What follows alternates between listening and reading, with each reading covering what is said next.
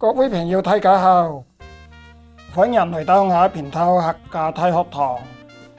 我哋在3月13號舉辦了一集參觀香港客家村的活動，目的地係局部，參加者係香港大學文學院學生會歷史系系會。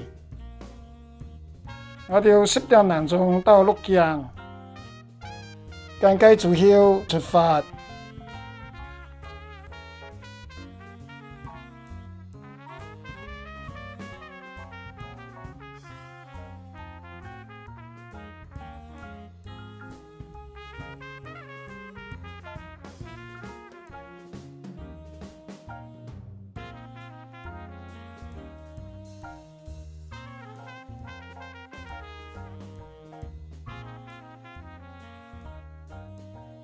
睇佢8個鐘頭到去鳳行村，村民莊先生俾我哋參觀呢幾個村，我哋喜出望外。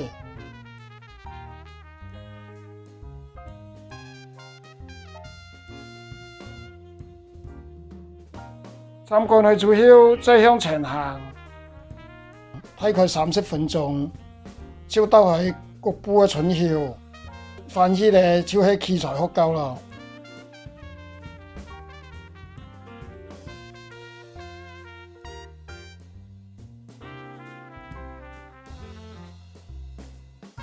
啱行前啲就來到新屋下，我沒有經過老圍，出到碼頭。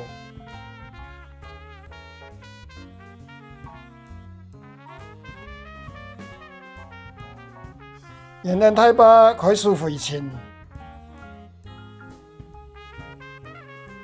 在2點半左右轉到小巴站街山，結束佢今日嘅行程咯。